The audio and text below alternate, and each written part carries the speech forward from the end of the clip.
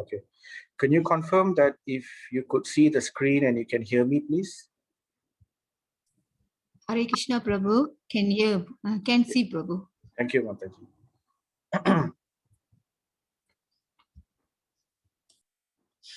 So, dedicated to His Divine Grace, A.C. Bhaktivedanta Swami Srila Prabhupada, founder Acharya of the International Society for Krishna Consciousness. We will begin with the Mangalacharan. Om Ajnana Timirandasya Jnananjana Shalakaya Chakshuru Militam Yena Tasmai Shri Guruve Namaha. I offer my respectful obeisances unto my spiritual master, who has opened my eyes, which were blinded by the darkness of ignorance, with the torchlight of knowledge. Pranam mantra.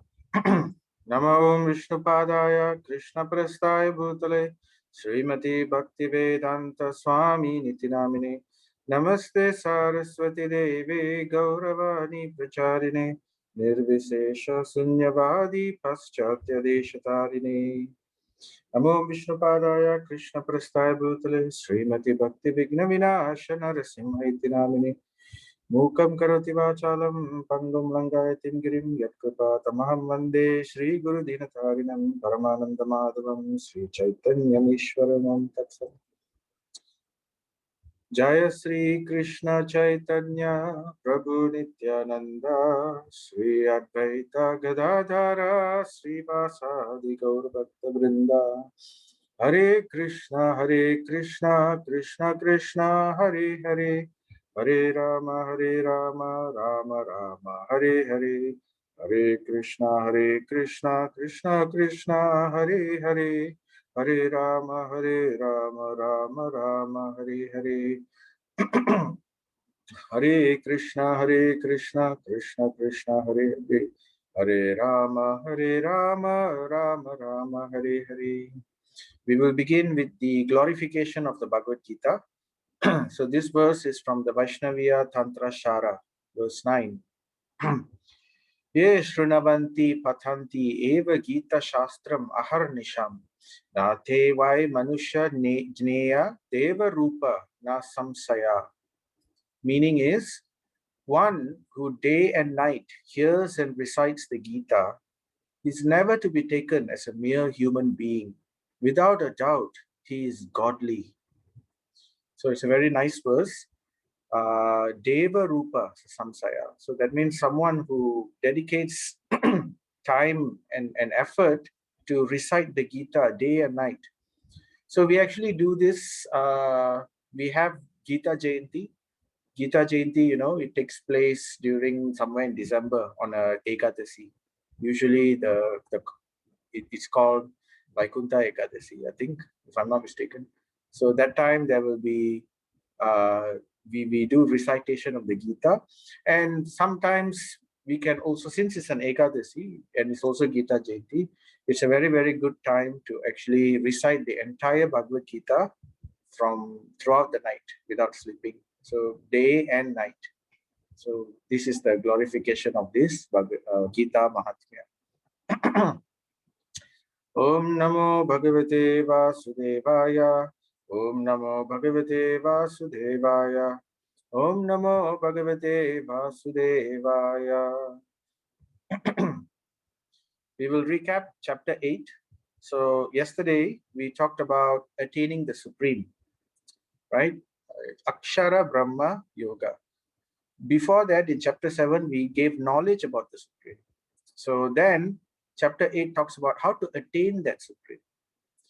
But while it's talking about attaining that Supreme, it clearly defined what is the final destination. So that is Krishna himself. So we talked about the Brahman realization, Paramatma realization, and Bhagavan realization.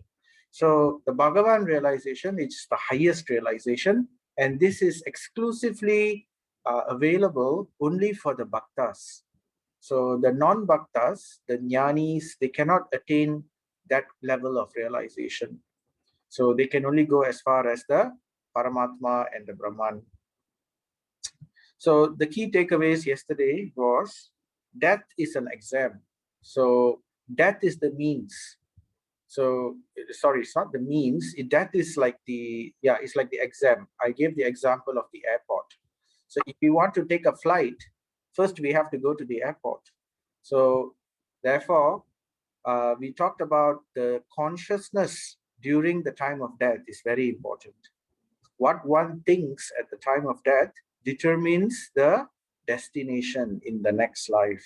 So whether it's within this material world or even if it's within the spiritual world. So we also said that it's not easy to do this. One cannot cheat God. One cannot say, I will do all nonsense in my life, and then right before death, I will hire some people and I will get them to, recite to me verses and I will remember. It doesn't work that way. It helps, of course, but it doesn't work that way. Because at the time of death, when someone is dying, the last words of a person at the time of death is so powerful. It's actually taken as evidence in a court of law. You can actually use that as evidence in a court of law. It's accepted without question as truth.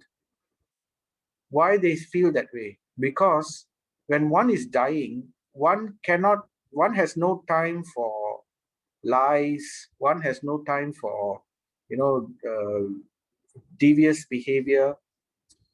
The trauma at the time of death forces one to be truthful. One has to say what's really within the heart if they at all want to give a last word or anything like that, right? So it's not possible to stage a situation or stage a consciousness or artificially think of something when our consciousness is not naturally inclined towards that. So we discussed something of that yesterday, and this point came out that how to pass this exam with flying colors, right? So Krishna Smaranam, or remembering the Lord, is the key. So if we remember something material, we will attain that in our next life. For example, if you think of our wife or we think of our husband, then in the next life we will take birth in some way connected to these personalities. So there are many stories of this. Maybe another time we will talk about some of these stories. So how do we ensure that we are able to think of Krishna at the time of death? So therefore, Krishna says there are two ways to do this. One is the jnani path, where we mechanically perform stringent austerities, and also there's a do's and don'ts, and this kind of things it's done. And they control the posture, control the breathing, and then in that way control the prana, and then in that way have a very strong concentration. And with that concentration, they develop meditation, and from meditation, they are very fixed with that. So it becomes, finally, it's not an easy process, but eventually they are able to fix the Supreme Lord within the core of their hearts. And they meditate on that Paramatma. So that way, and then when they die, they have to die in a special condition.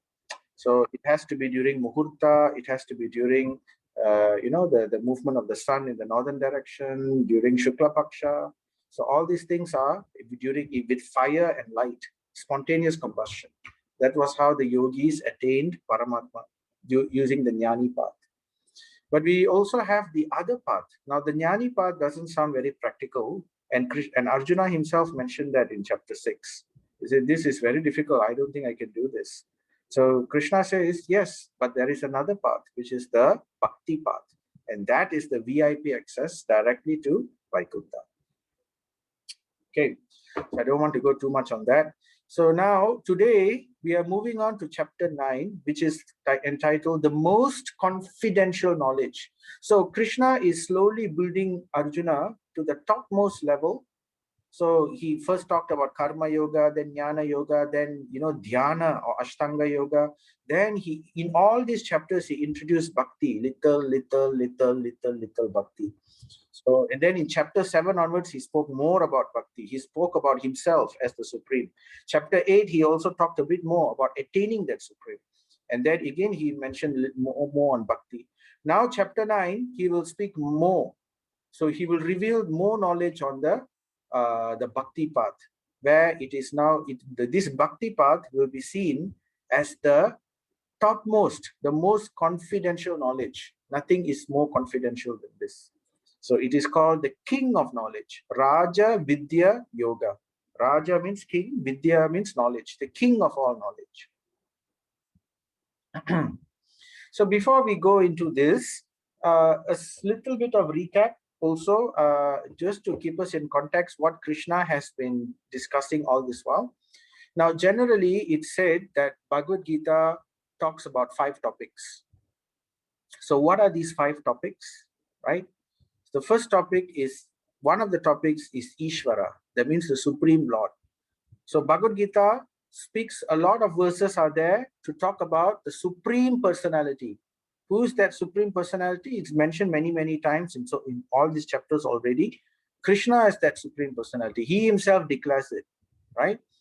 And later on, Arjuna also will accept. Even now, Arjuna accepts, but later in chapters 11 and 12, he will actually glorify Krishna as Supreme. And he will also say, others have also said that you are Supreme.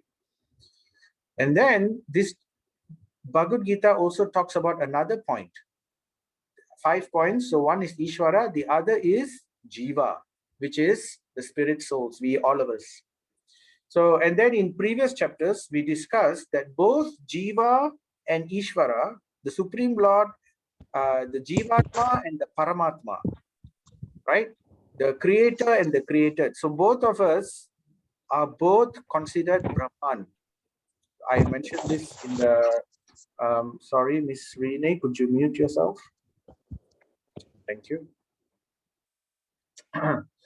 So both are Brahman. One is Brahman, one is Para-Brahman, but together they are classified as Brahman.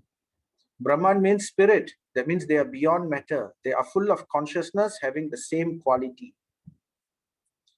And the third point the Bhagavad Gita speaks about is Prakriti. Prakriti means material creation or material energy. Now, as I mentioned in yesterday's class, we talked about the example about the soul, how the soul, like the father and the daughter and the child wants to play in the playground. So how, the jiva wants to enjoy separately, independently. It's a misuse of the jiva's free will. So rather than to serve the Supreme Lord in loving relationship, loving reciprocative relationship, the jiva wants to have an independent, enjoying mentality. So there is no place for the jiva to do this in the spiritual world. So therefore, the jiva has to come to the material world. So to allow the jiva to enjoy its material propensity, its desire, so the Supreme Lord creates this Prakriti, this material world.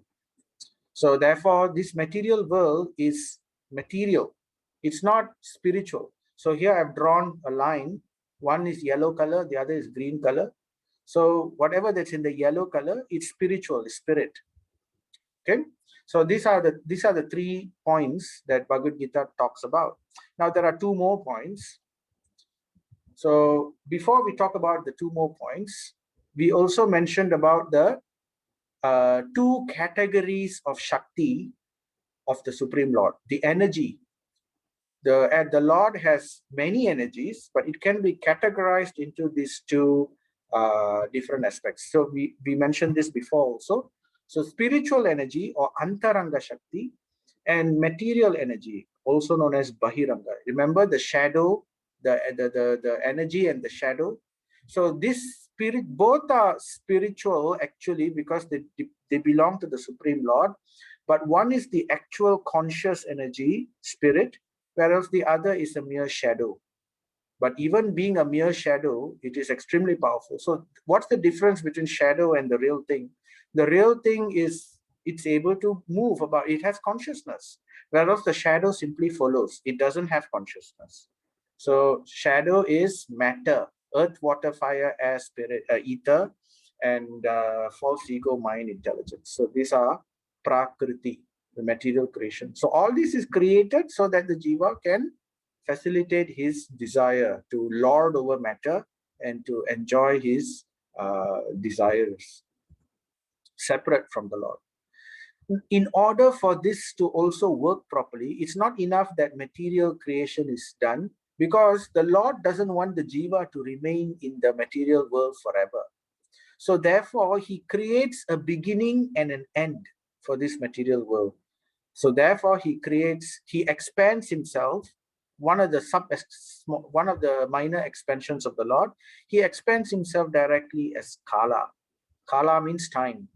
So later in chapter 11, we will hear how Krishna declares that I am time. That time factor within this world, that's me, Krishna says later on, right? So therefore, I have labeled here, Ishvara is creator, Kala is also part of Ishvara, creator. And those are the only two aspects of the creator. Other aspects are all energy.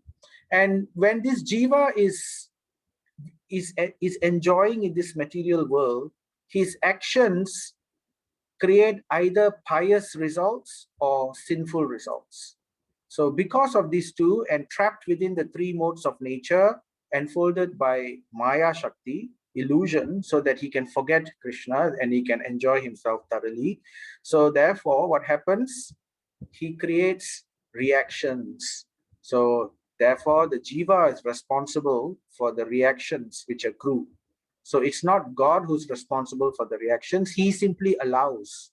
He has cautioned the jiva, but the jiva doesn't want to listen. So therefore, the jiva creates, due to the interplay of the jiva within the material world, under the purview of time, he creates reactions, karma, and that karma traps him further to go through different situations. So this is basically the 5 topics discussed in the Gita. So now we are shifting the focus to how to get out from this material world. So in order to get out from the material world, the Supreme Lord, he gives Bhagavad Gita, where yoga is introduced. So yoga means the connection. To revive that relationship between Jiva and Ishvara, that is called yoga, and that yoga will actually deliver the Jiva out of this material world into the spiritual world, together with the Supreme Lord. So to have the correct consciousness. So with that, we will begin chapter 9, verse 1. Sri Bhagavan Uvacha Idam tu te guhya tamam pravakshyami anasuyave jnanam vijnana sahitam yajñatva mukshya shubhat. Translation: The Supreme Personality of Godhead said, My dear Arjuna, because you are never envious of me, I shall impart to you this most confidential knowledge and realization, knowing which you shall be relieved of the miseries of material existence.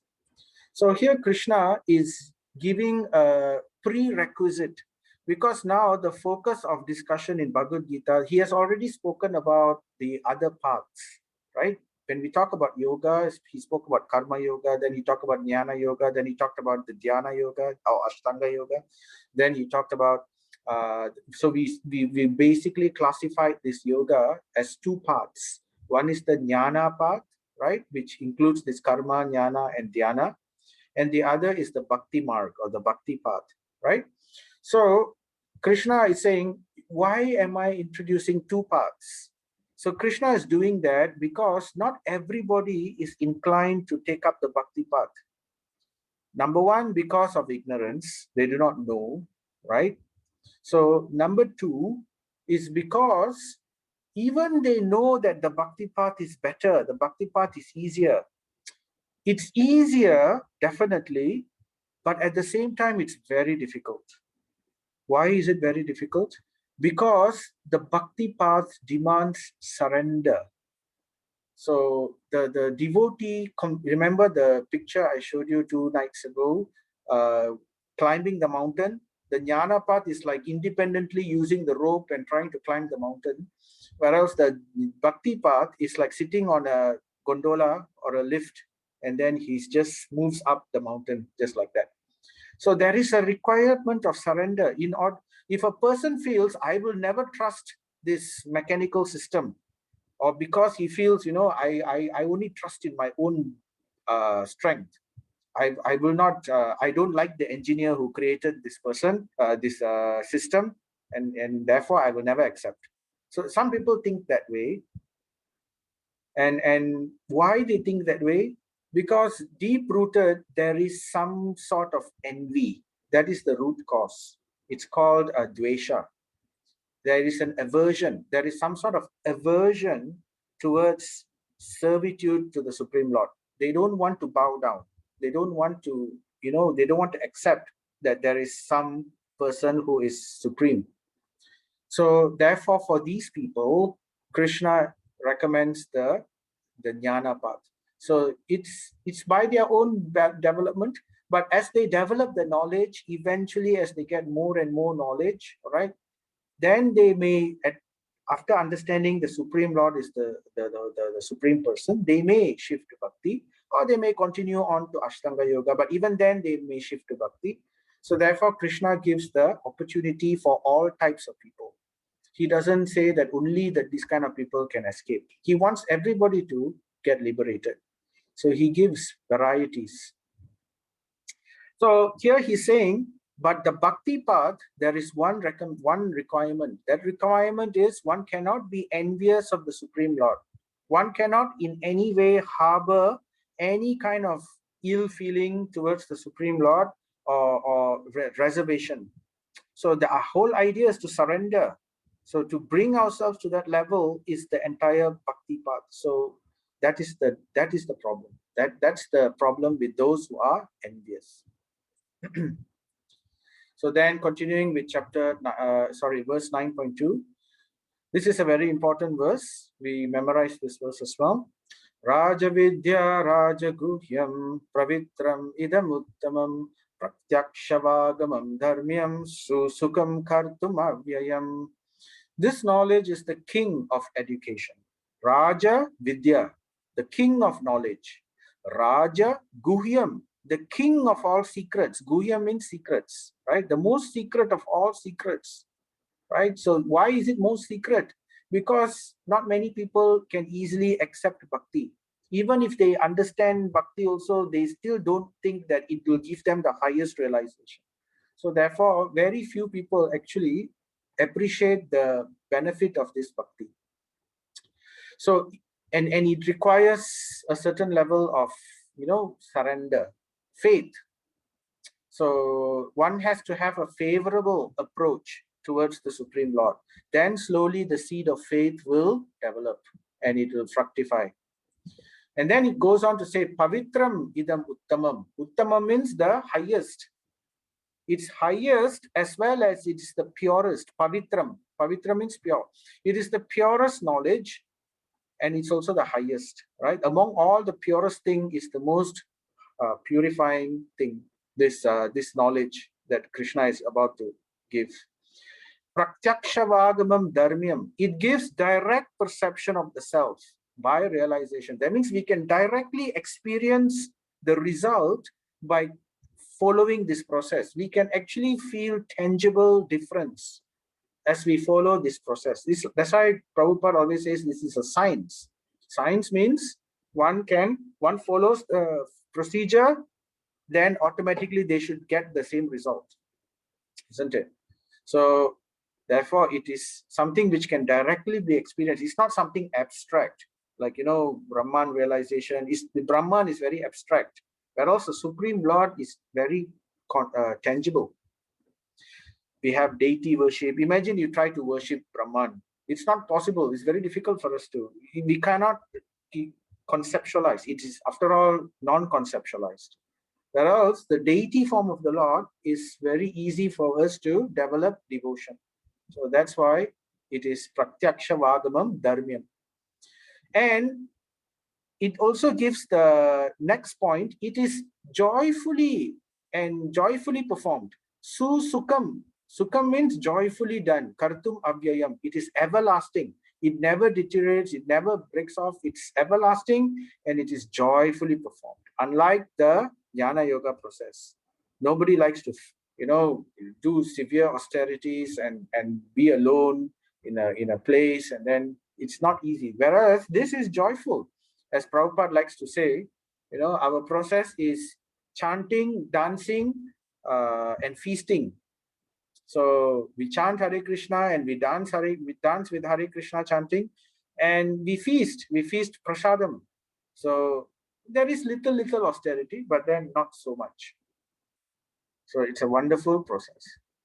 So far, this is one of the subsections of the chapter 9. Basically, it defines the Raja Vidyam. What is this highest of knowledge? So it gives some prerequisite. It's not for the envious. And then he goes on to talk about the nature of bhakti. So this is the nature of this bhakti process. So he didn't mention here bhakti, but in the next few verses, it's obviously clear that Krishna is talking about bhakti path. And in 9.3, Krishna also says faith is a very, very important aspect in this path, in this bhakti path. We have to develop that faith. The faith is something spiritual. It can be developed by continuous practice and association of saintly personalities. I'm hearing Gita and all that. So I just want to give you a very short story. We will begin also with some story. So this is basically identifying that it's not only here that Krishna is saying that Raja Vidyam, it's also other places where the same point was raised also. So in the Mahabharata, the Pandavas, when they were they were banished to the forest, Vanavas, when they went to the forest and they had to stay there for 12 years, and the 13th year they have to go into hiding. So this was the end of the 12th year. So they were now traveling to go to the Virata kingdom, where they wanted to remain hidden in that kingdom. So along the way they were traveling. It's a long journey, and they became very thirsty. There was no water to be seen. And then Yudhishthira Maharaj asked one of the Pandavas, I think it was the youngest one, Sahadev, to climb a tree and to see if there is anywhere where there is water. So he did that, and then he saw, yeah, there is water that area far away. So then, as the youngest person, the youngest as usually serves the elder, right? So the youngest person, which was Sahadev, he was asked to collect water. So then Sahadev went searching for this lake. So he found a very beautiful lake. You can see here the picture, something like that. A very beautiful lake. And then when he was about to go and collect water from this lake, then suddenly he heard a voice. The voice said, beware, do not touch the water of this lake. You must answer my questions. If you cannot answer my questions, death will await you if you touch the waters of this lake. But Sahadev, he didn't bother. He thought, I need to fetch water for my for my brothers. And he went ahead and he just touched the water, and he immediately fell down lifeless, dead.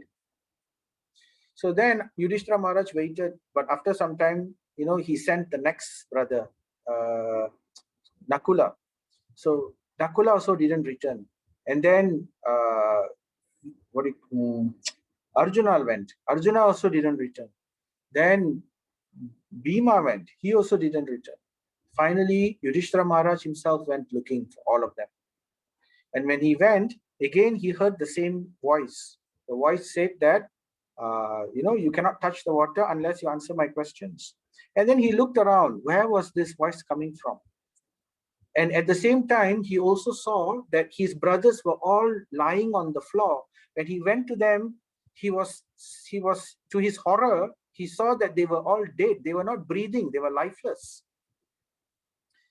But this voice was continuously, but he heard this voice, and then he looked for this person, for the voice which spoke, and he saw there was a crane. There was a crane, and that crane was speaking. So the crane asked him, right?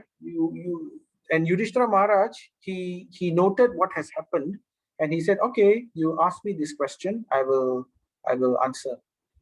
So this crane went on to ask one by one, not one question, not two questions, not 5, not 10, not 20, not 50, not 70, not even 100.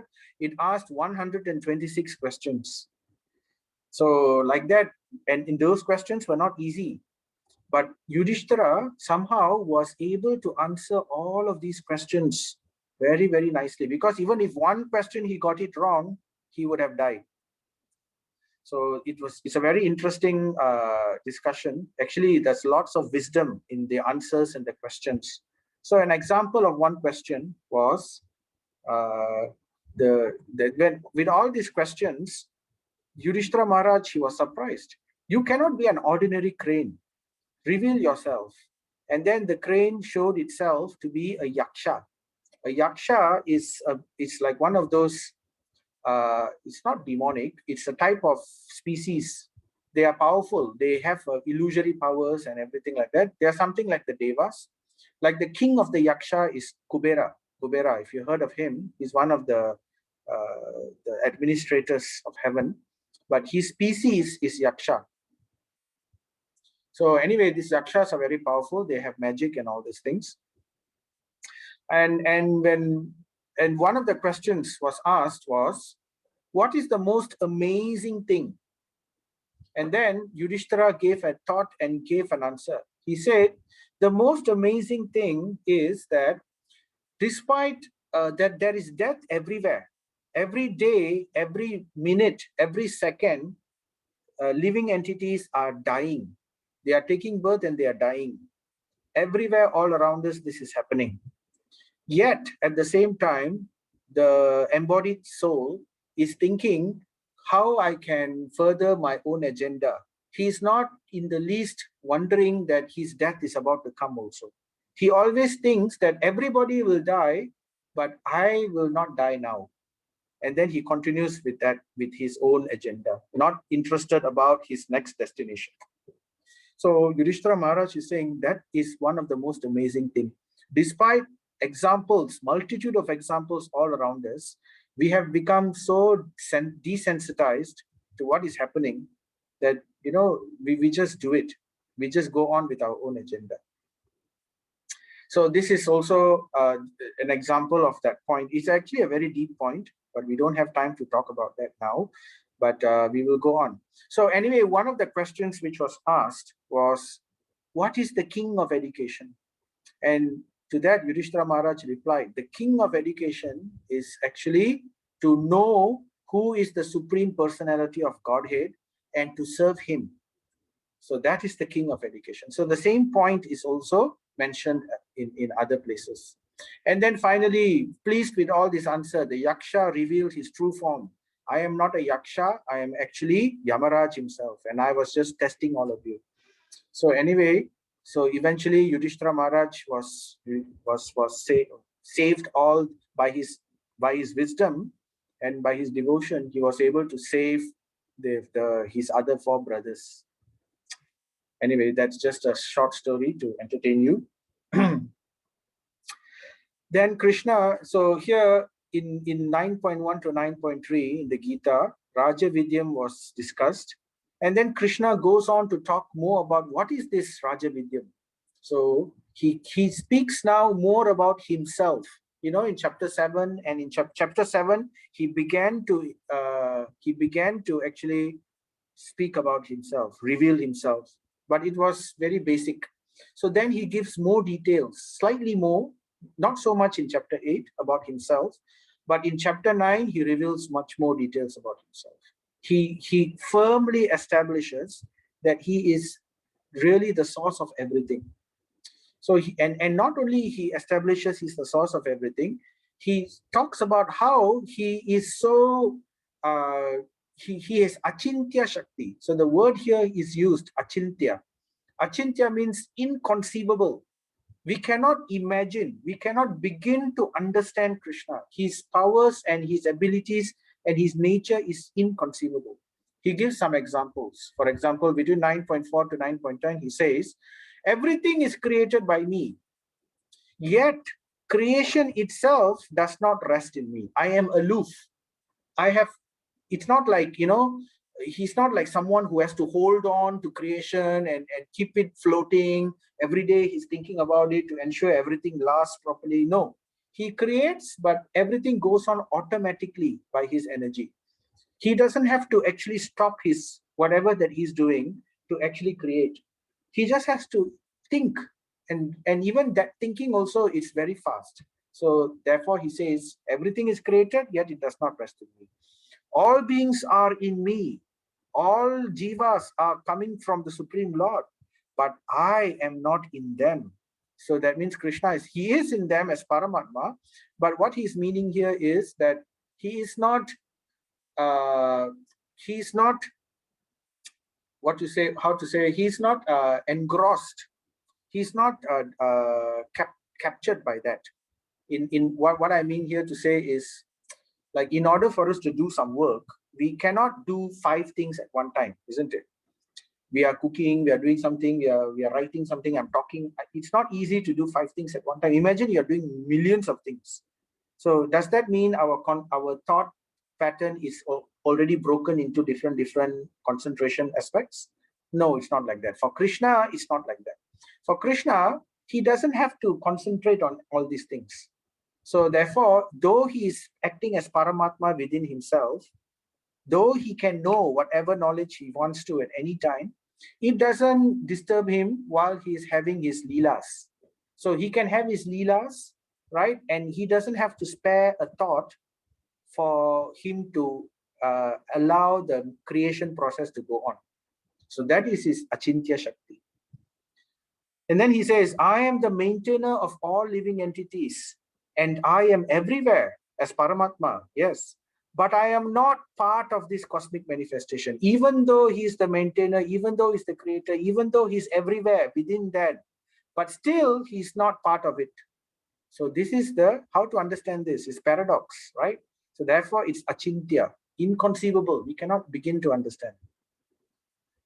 I am the source of creation and my will, and by my will, which is the material energy, it is maintained, creation is maintained and annihilated by his will. He doesn't directly involve himself in doing this, right? So by his will, everything is going. Yet Krishna says, I am not bound by this work. So it's not that he has to sacrifice his concentration to actually do it. So he's inconceivable. This is the concept of God. God is inconceivably powerful.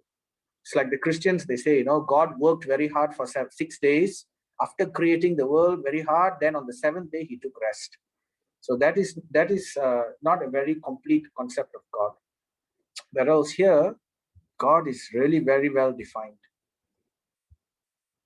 So then it goes on to say, Avajananti mamudha manushim tanumashritam parambhavam ajananto mama bhuta maheshwaram. So Krishna says, fools deride me when I descend in the human form because they don't understand. He just mentioned that he is inconceivable. His energies are inconceivable. What he does, his activities are inconceivable. Just imagine Krishna as a baby, he killed a huge demoness, Putana.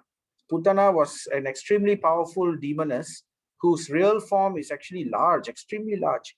He killed Sakatasura, he killed Putana, he killed Trinavatra. All this he killed when he was just a baby, cannot even talk properly, cannot talk, right? At that time he killed. So God is not someone who is created.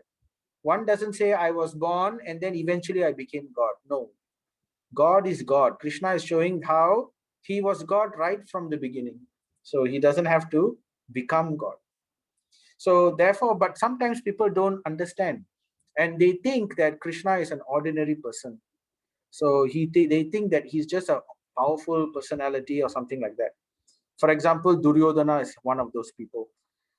Krishna, in fact, showed the universal form also to Duryodhana. There was once Duryodhana wanted to catch him and tie him up, because he didn't want Krishna to return back to the Pandavas so that the war will be won. So he didn't want that. So but still at that time Krishna showed his universal form. But still Arjuna, he just thought, no, this is some trick, magic trick Krishna is doing. So therefore, fools, Muddha means foolish people. Avajananti ma Muddha, fools deride me when I descend, Manushim, as a human form, as Lord Rama. He came as Lord Rama. Ravana didn't accept that he is a supreme Lord. He still wanted to kidnap, he dared to kidnap Sita. So they do not know my transcendental nature, Param Bhavam. Param, my transcendental and supreme Bhavam, nature. They do not know. I am the Mama means I am the Bhuta, Maheshwaram, the greatest controller of all the living entities. So that's the problem. There are lots of people. It's basically due to ignorance. They just do not know.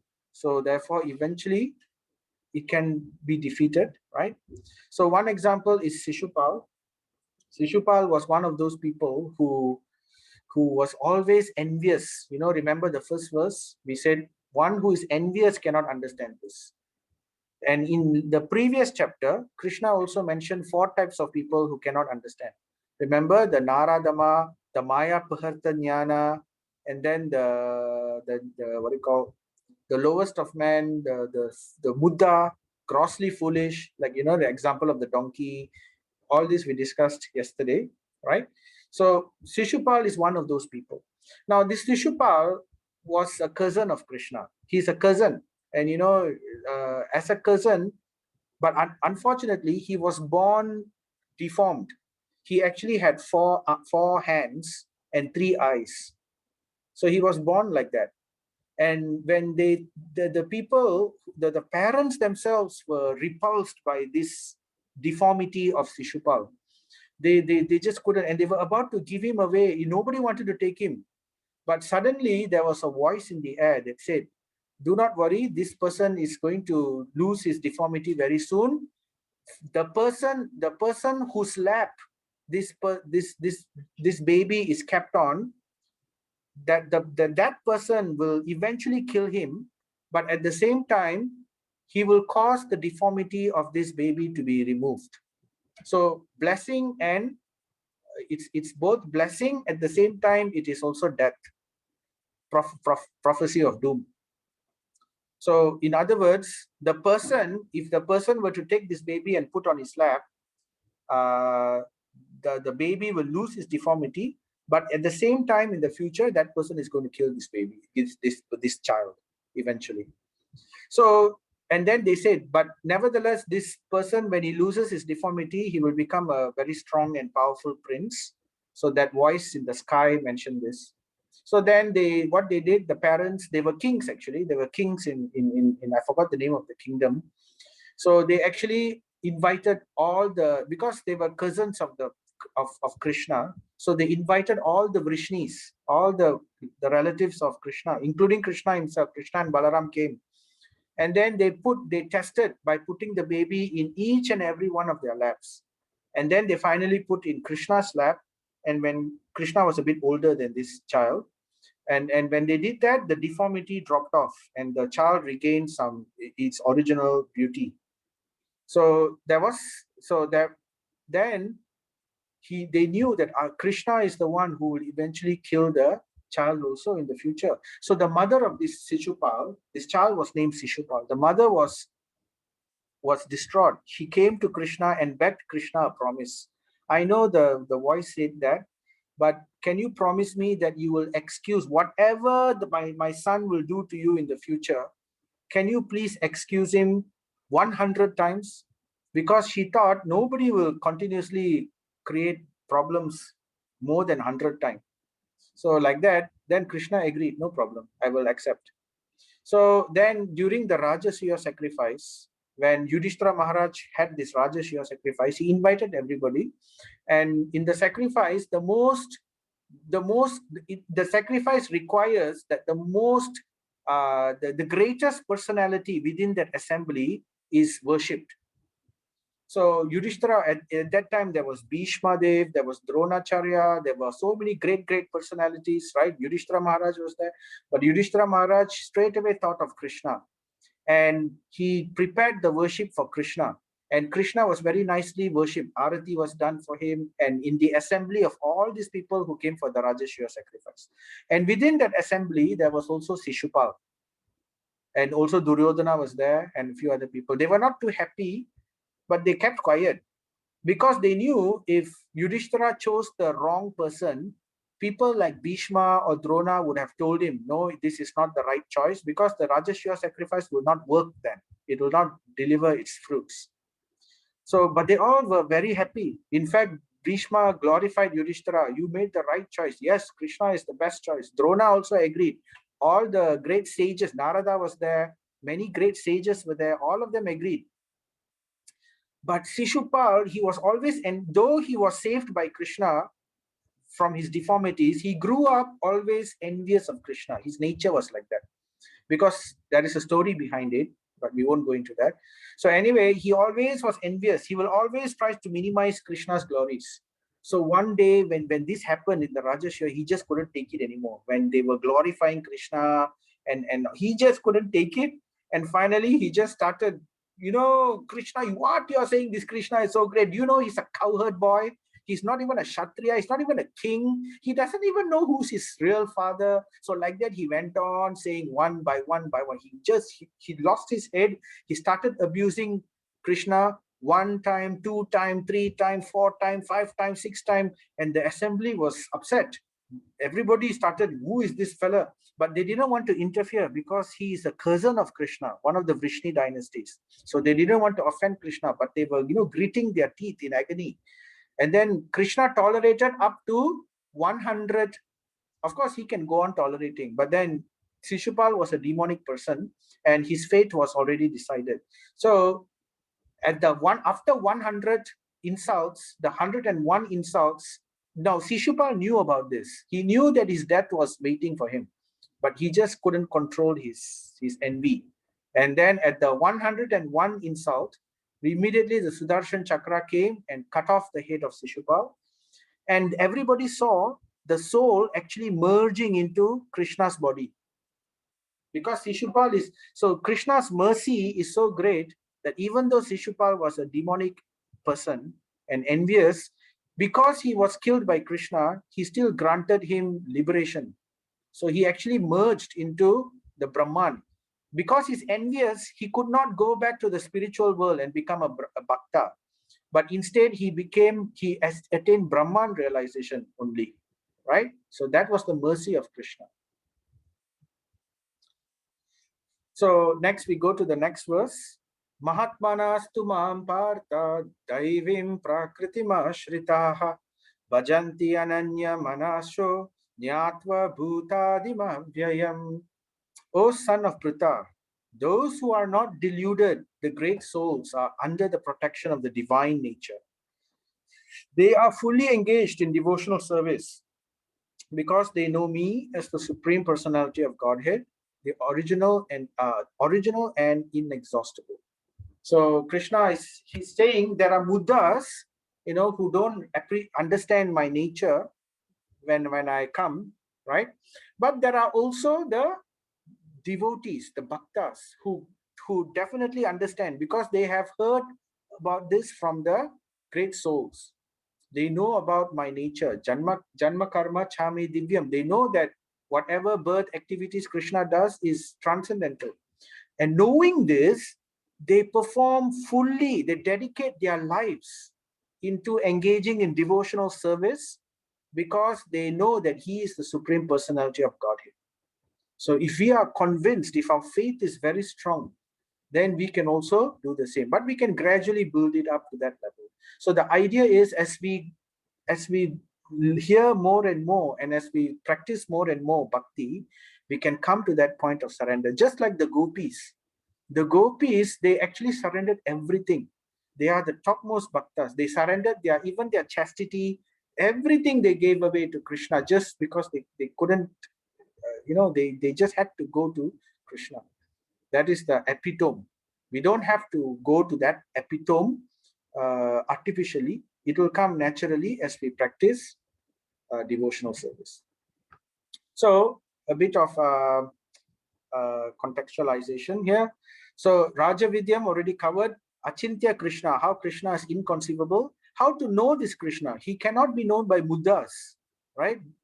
He can only be known by Mahatmas, said in the verse 913 to 914, and specifically the Bhaktas. Bhaktas are the Mahatmas. But Krishna stops for a while, and he also says the Jnanis, they can also attain liberation, right? But they cannot follow this bhakta process, this path of bhakti. He mentions a little bit about that. And then he goes on to talk about the goal, the ultimate goal. So of course Krishna first introduces himself as Achintya, then he says how to know Krishna, then he speaks more about that prayojana. Prayojana means the ultimate goal. So he speaks about himself as Ishvara, the supreme controller, Parama Ishvara. So more knowledge is given here, more details is given here about how Krishna is so supreme. So all that you can read on your own. We will not go through too much due to shortness of time, but I'm just giving you very quickly text 17. I am the father of this universe, the mother, the support, and the grandsire. I am the object of knowledge, the purifier, and the syllable Om. I am also the Rig, Sama, and the Yajur Vedas. And then in 18, I am the goal, the sustainer, the master, the witness, the abode, the refuge, and the most dear friend. Why the most dear friend? Because he is with us within our heart. He is the only one, the only soul who comes, who stays with us in every situation. Whether in this life, next life, in every life, he's always with us. So he's our most dear friend. I am the creation and the annihilation. I am the basis of everything, the resting place and the eternal seed. So this is just to convince us about the Parama Krishna, Swayam Bhagavan, of the position of the Supreme Lord, Supreme Krishna. So 922, Ananyas Chintayanto Mam Ye Jana Paryupashate Tesham Nityabhiyuktanam Yogakshemam Vahamyaham. Also very important verse. So Krishna now says that the jnanis, they can understand a little bit, right? But the bhaktas, those who always worship me with exclusive devotion, that means they reject karma, they reject any kind of material gain. They are only doing this for my pleasure. That's called exclusive devotion. Ananya bhakti, right? Ananya chintayanto mam. Ananya means exclusively, without mixture of, either any kind of gain. To them, to these pure devotees, Krishna says, I personally, myself, for them I carry what they lack and I preserve what they have. So we don't have to worry about any other. We are not interested in gain, because Krishna is promising, I will carry whatever you lack. So that's why the sannyasis or the brahmacharis, they just surrender their lives. They give their lives, they dedicate their entire life just for the pleasure of Krishna, to serve Krishna. But do we all have to do that? Not necessarily, right? There is that dedication within the family also, and there is also dedication. That's only when we retire later on. So we will talk about that in later aspects. Because Krishna told Arjuna what? Don't go to the forest, no need. He says, do your work. But the secret is, do it for my pleasure. So that is the thing which can be applied by everyone. So Raja Guhyam, this is the king of knowledge. So now Krishna talks more about this king of knowledge. The king of knowledge is specifically bhakti yoga. So therefore he talks more details. Now he gives practical advice, practical suggestions to Arjuna. How to do this, how to remember Krishna at the time of death, right? By constantly serving him.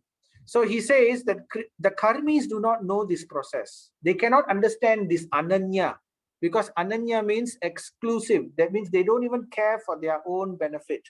They don't care for their own gain. They only care for Krishna's pleasure. So that is a very high level of devotion called pure devotion. So karmis cannot understand this because they always see things in terms of gain and loss. Gain, what can I gain? What can I lose? So they always see it that way. So you have to transcend this. And Krishna promises to preserve the bhakta, to protect them. And after that, Krishna goes on to say, I am the original personality of God. Govindam Adi Purusham. In 924, that's not the verse, but he basically says, I am the origin of everything. Again, he re-establishes that point. So then this is some of the verses that talks more about the practical aspect of the Raja Vidya, right? How to practically perform this devotional service so that we can remember Krishna at the time of death. So one very important point here is mentioned. It's a very famous verse. We teach it to all the children as well. Patram pushpam phalam toyam yo me bhaktya prayachati tat aham bhakti upahritam asnami prayatatmanaha. If one offers me with love and devotion a leaf, a fruit, a flower, or water, I will accept it. Right? Patram, pushpam, phalam, toyam. So but there is a condition. So one may ask, why do we need to offer this? Is Krishna lacking a leaf? Is Krishna lacking a flower? He doesn't have fruits? He doesn't have water? Do I have to give him all these things? So actually, we know, right? Ishvara, there's the verse. Chintamani prakarashatma sukalpa vriksha laksha vriteshu shurabira vipalayantam lakshmi sahasrasha samsa vipevyamanam govindam adipurusham tamaham bhajami. So that verse says that Krishna he is actually Lakshmi Sahasra. Millions of goddesses of fortune, expansions of Lakshmi, are serving the Supreme Lord. So, and he's in a place where every stone is actually a Chintamani jewel, which gives you any desire that one wants. So, do we think that he is actually lacking a leaf, a flower, or a fruit? So, so basically, Krishna says that also has to be offered. The key word here, the key ingredient here is Bhaktya Prayachati. One has to offer with love and devotion, bhakti. So this is actually for our benefit. It's not for Krishna. Krishna is allowing us to serve him so that we will become benefited. Because simply by serving, by virtue of serving the supreme Parabrahman, the Adi Purusham, the Swayam Bhagavan, simply by worshipping him, by offering him, we automatically get benefited. Automatically we become developed in our consciousness. So that's how the world, that's how the nature works. So that's why Krishna says offer, not because I need it, but because it will benefit you, right? And Krishna promises, I will accept it. Because Krishna wants to, is like a child and a parent, right? Imagine everything belongs to the parent. The money is given by the parent, the food stuffs are bought by the parent. But one day, if the child suddenly says, mommy, daddy, I know everything is yours, but let me do something for you today. I will take the food you bought to me. I will take everything. I will cook for you. I will make it nicely and I'll offer it to you. Today, you don't have to cook lunch. So, won't the parent feel pleased? So therefore, the same way, Krishna likes to enjoy this loving relationship. He actually wants the love. Remember why parents have children? Because we want to have loving relationship, right? So why Krishna has all the jivas? So therefore, the jivas, we are all his children. So he wants to have that loving relationship. So that's the idea. So this is one of the process. This is a process. Isn't it a nice process?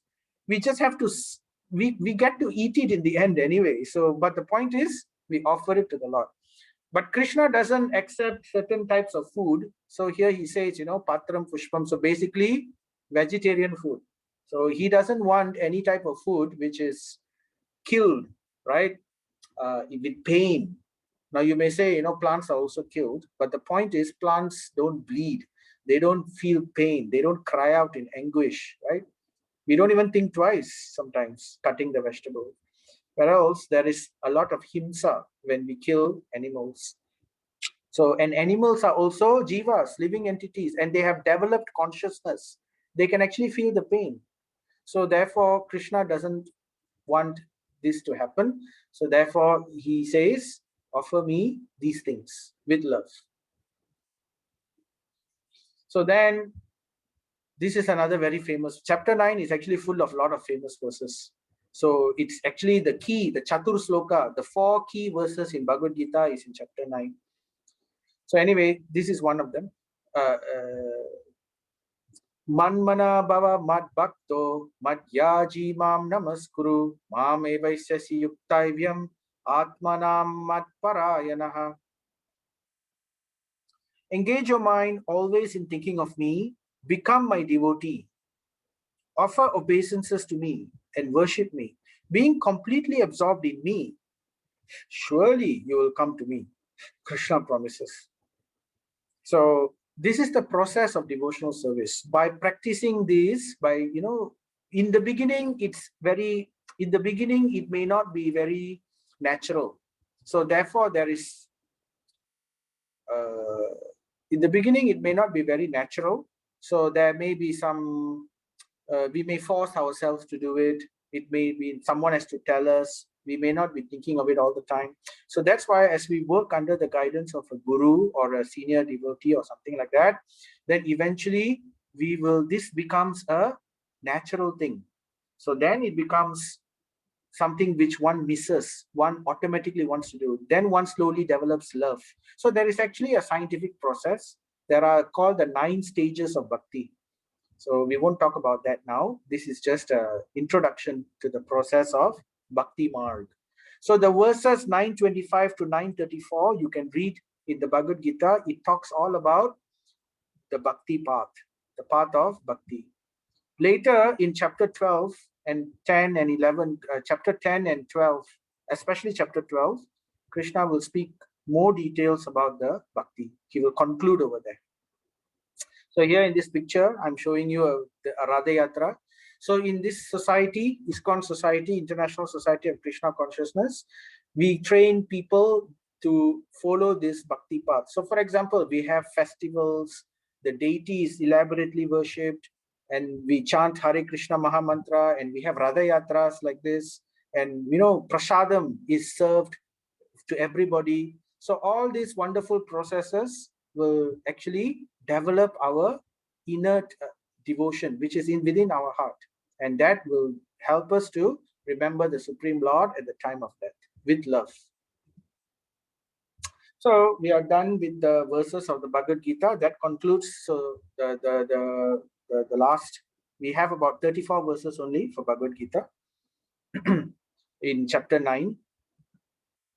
So we would like to end with this glorification of the holy name. So one of the key important points of this bhakti, remember yesterday we were talking about Shravanam, Kirtanam, Smaranam. Shravanam is chanting, Shravanam is hearing, Kirtanam is chanting, and Smaranam is remembering. So as we hear, our faith will grow. Our faith will grow and we will have more desire to chant. And we will be able to maintain that chanting, right? So we can chant by either dancing and singing in the streets like this, which is a very, very powerful process, but it also needs to be done regularly. So therefore, we have to have a regular sadhana or practice, right? And that is chanting with the beats, because not every day we can do like this. And we should have a prescribed set of names we should chant. So that we can continuously maintain that every day. So this is a verse. Cheto darpanam arjanam bhava mahadavagni nirvapanam shreya kairava chandrika vitaranam vidya vadu jivanam anandam buddhim vardhanam pratipadam purnam ratasvadanam sarvatma snapanam param vijayate Sri Krishna Sankirtanam. So Chaitanya Mahaprabhu 500 years ago, as an incarnation of the Supreme Lord Krishna himself, he only wrote 8 verses. Many things he did, but written work only 8 verses. And this is the first verse of that. It's called the Sikshashtakam. So Siksha means instructions. He left instructions for us. And in the first instruction itself, it says, Param Vijayate Sri Krishna Sankirtanam. All glories to that Sankirtan movement of Krishna, to that chanting. Why? Because number one, Cheto Darpana Marjanam. It cleans the mirror of the heart. It removes all the dirty things within our heart, all the greed, the lust, the addiction, the negative things that we may have. So if we want to do that, then chanting is one of the best processes. So that Cheto Darpana Marjanam it does. That's the first thing it does. And then it saves you from the material miseries. Remember in Jnana Yoga, we talked about the boat of transcendental knowledge. So the same thing it does.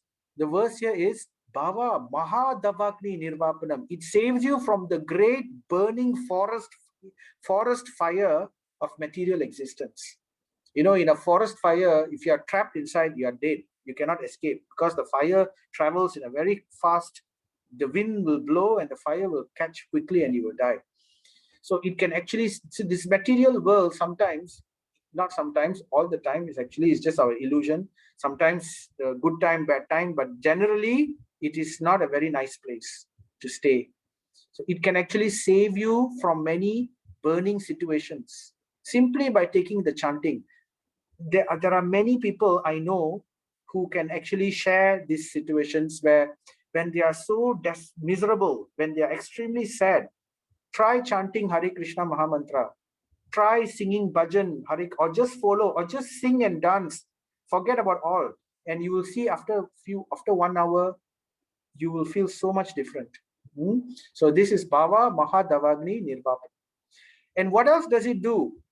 It Shreya Kairava Chandrika Vitaranam, just like how the lotus flower blooms at the ray of the moon. When the moonlight shines on it, the lotus flower blooms. So in the same way, all wonderful qualities will start to appear within our heart. So first, it destroys all the bad things, right? Cheto Darpana Marjanam. Then it blossoms all the wonderful qualities that was always within us, which we just never knew, right? It blossoms. Our mercy increases, our compassion increases, our charity increases, everything becomes more and more. So when our heart is in such a state and we continue this chanting process, what happens? Vidhya Vadu Jivanam, the king of all knowledge. Vidya means knowledge. Vadu, the goal. Vadu means goal. The goal of knowledge, we will actually experience Jivanam. We will directly experience the goal of knowledge. Anandam Buddhi Vardhanam. We will then get bliss, Ananda. When our chanting becomes perfected, we start to develop bliss, Ananda Buddhim Vardhanam, which continuously grows and grows. Each time we chant, the bliss increases more and more and more. Pratipadam at every step, Pratipadam at every step it increases. Purnam Ritas Vadhanam. So this is the ultimate goal, right? This is basically the goal of all transcendental knowledge. It increases the ocean of transcendental bliss. Sarvatma Snapanam. So I will take bath in this. All of us should take bath. Sarvatma Snapanam. Snapanam means to take bath. So one should every day, regularly. So the keyword here is regular. Regularly one should take bath in this Sri Krishna Sankirtanam. So chanting the Hare Krishna Mahamantra. So that will give us all of this. This is the crux of the bhakti process. So with that, we would like to invite all of you to at least chant 3 rounds together with us, right? Let's cry out this name to the Supreme Lord. Before that, we say this mantra to invoke his mercy, the mercy of Chaitanya Mahaprabhu and Nityananda Prabhu, who are none other than Krishna and Balaram. Jaya Sri Krishna Chaitanya Prabhu Nityananda Shri Advaita Gadadhara Shri Vasadi Gaura Bhakta Hare Krishna, Krishna Krishna, Hare Hare, Hare Rama, Rama Rama, Hare Hare, Hare Krishna, Krishna Krishna, Hare Hare, Hare Rama, Rama Rama, Hare Hare, Hare Krishna, Krishna Krishna, Hare Hare, Hare Rama, Rama Rama, Hare Hare. So with that, we'd like to end by giving you the takeaway. So the takeaway today is Raja Vidyam, Raja Guyam. This is the topmost knowledge and the most confidential knowledge. The most, not many people know this, right? So that is the point Krishna is making. And knowing the Achintya Krishna. So understanding Krishna's nature as inconceivable. You cannot, some things we can logicize, but some things it stops at one point. That's the difference between God and us. At one point, it goes beyond logic. We cannot imagine his power. We cannot imagine his abilities. So it becomes inconceivable. And that is the goal. This inconceivable Krishna, Achintya Krishna, is our goal. That is our Supreme Father. And we talked about the Bhakti Marga. So Bhakti Marga means this is the path of devotional service, and some practical instructions were given by Krishna, how to achieve this Bhakti Marg so that we can remember Krishna at the time of death. Not only at the time of death, throughout our time, we can remember Krishna. So we can end with questions. Are there any questions anyone would like to raise?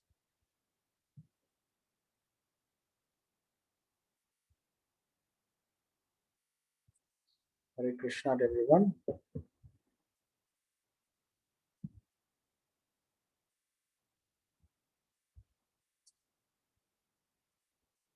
Okay, looks like there are no questions. So that's fine. So just as usual, remember there is a quiz after this. And also if you have any questions further you'd like to check with me or ask, you can always type it in the WhatsApp and we can discuss about it. Okay, so with that, I'd like to thank all of you very much for bearing with me. Today, the overshoot is not so bad. It's just 13 minutes extra time. So apologies. But anyway, thank you very much. Panchakalpatarubhyascha, Kripa Sindhubhya cha, Patitanam Pavanebhyo Vaishnavebhyo Namo Namaha. Srila Prabhupada ki jai. Thank you, Prabhu. Hare Krishna. Thank you. Hare Krishna. Hare Krishna, Prabhu. Hare Krishna. How do I stop this? End of slideshow.